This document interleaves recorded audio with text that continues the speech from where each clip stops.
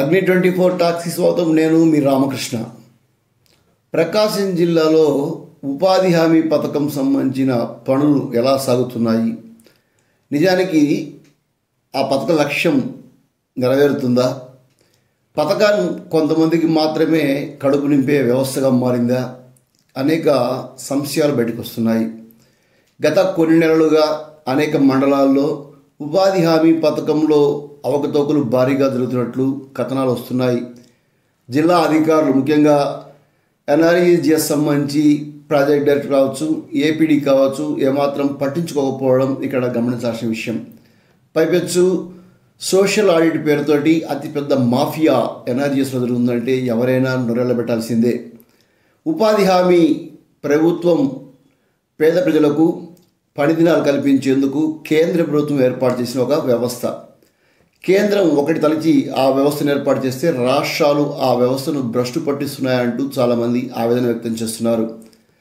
సామాన్య మానవుడో చిన్న చితక వ్యక్తితో కాదు, సాక్షాత్తు పార్లమెంటు సభ్యులు కూడా ఎన్ఆర్జీఎస్ సంబంధించిన యాక్టివిటీస్ని ఏదైతే చూపిస్తున్న పరిస్థితి, కనీసం వారి యొక్క ఆజ్ఞలను కూడా పాటించలేదంటూ ఆవేదన చెందుతున్న వ్యవస్థ కనిపిస్తుంది. ప్రకాశం జిల్లా ఒంగోలు పార్లమెంటు సభ్యులు మాగుంట శ్రీనివాసులు రెడ్డి గారు, ఈయన చాలా సీనియర్ పార్లమెంటు సభ్యులు. ఉపాధి హామీకి సంబంధించి కేంద్ర మానవ వనరుల శాఖ హెచ్ఆర్ సంబంధించిన వ్యవస్థ దీన్ని చూస్తుంది. ఎంపీగా దానికి సంబంధించిన ప్రివిలైజేషన్ కమిటీలో బాధ్యుడిగా ఉంటాను. అలాంటిది ప్రపోజల్స్ పంపమని చెప్తే ఈ జిల్లాలో, ప్రకాశం జిల్లాలోని మార్కాపురం నియోజకవర్గంలో ఉండే 4 మండలాల ఎన్ఆర్జీఎస్ సంబంధించిన బాధ్యులు, ఏపీఓలు ఇప్పటివరకు ప్రపోజల్స్ పంపకపోవడం పట్ల ఆయన చాలా ఆవేదన వ్యక్తం చేశారు.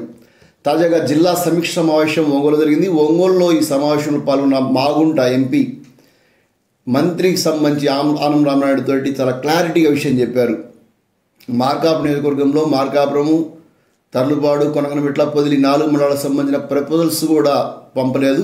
అసలు ఇక్కడ ఏమి యాక్టివిటీ చేస్తున్నారు, దేనికి యాక్టివిటీ సంబంధించింది, ఎంత కావాలి, ఈ విషయం కూడా తనకు చెప్పకుండా దాచిపెడుతున్నారు. పంపమని చెప్పినా పంపట్లేదు. దీని వెనక ఆంతర్యం ఏంటి అనేది ఆయన యొక్క ప్రశ్న.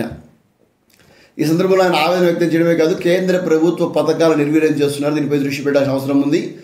అధికారులు ఇలా మాట్లాడకపోవడం వెనక ఏంటి, ఇక్కడ ఎలాంటి కోణం ఉందనే విషయంపై కూడా ఆయన చాలా సీరియస్గా అడగడం మనం చూడొచ్చు. ఒకసారి చూద్దాం అసలు ఎంపీ మాగుంట శ్రీనివాసరెడ్డి గారు ఏం మాట్లాడుతున్నారు.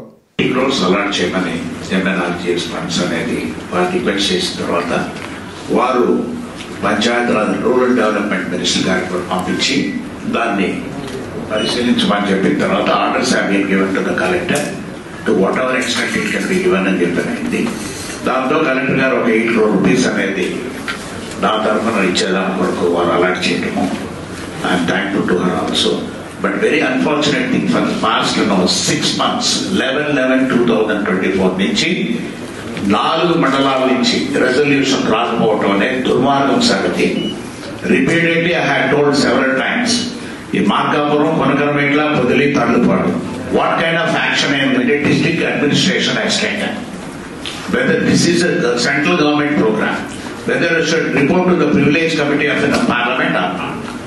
ఇది ఇన్ఛార్జ్ మినిస్టర్ గారు మీరు, ఇది చాలా సీరియస్నెస్. ఇది 1.30 lakh rupees చేయగలుగుతారు. ఇది ఎందుకు ఈ ప్రపోజల్ ఇవ్వటం అనేది, this has come from the chief minister, honourable chief minister వస్తే, ఆనరబుల్ రూరల్ డెవలప్మెంట్ మినిస్టర్ కూడా అక్కడి నుంచి కూడా రెఫరెన్స్ వస్తే కలెక్టర్ గారు ఇచ్చారు. ఇవన్నీ కూడా ఇవి ఎంత షేమ్ఫుల్ అనేది చెప్పాలన్నంటే ఆయన senior member of parliament in this district. కానీ అన్ఫార్చునేట్ ఇక్కడ ఏంటంటే రిపీటెడ్ చెప్తున్నా కూడా వాళ్ళు ఎంపీ వాళ్ళు ఇవ్వనప్పుడు సాక్ చేయాలి, వాడిని ఇమీడియట్ గా వాడిని యాక్షన్ తీసుకోవాలి.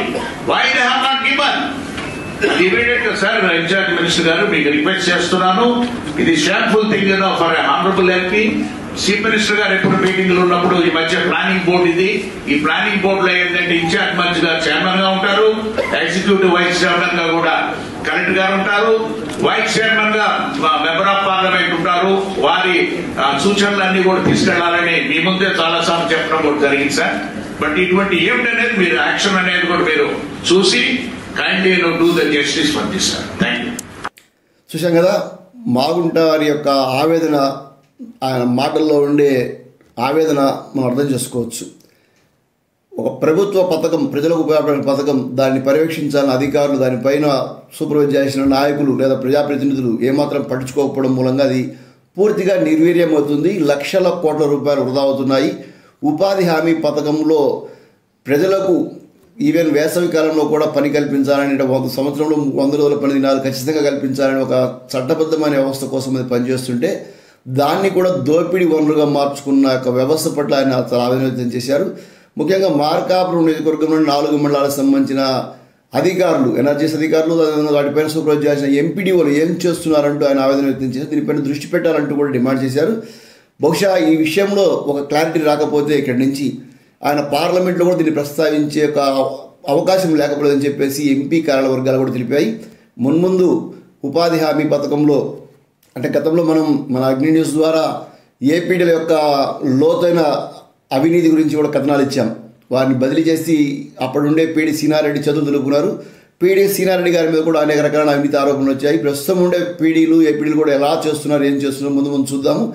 ఎంపీ మాగుంట శ్రీనివాసరెడ్డి గారి యొక్క మాటల్లో ఆయన యొక్క ఆరోపణలు నిజము అనిపిస్తే మీరు దాని కామెంట్ రూపంలో చెప్పొచ్చు. ఈ వీడియో నచ్చితే మీరు లైక్ చేయండి, షేర్ చేయండి. అగ్ని 24 టాక్స్ని సబ్స్క్రైబ్ చేసుకొని సపోర్ట్ చేయండి. Thank you.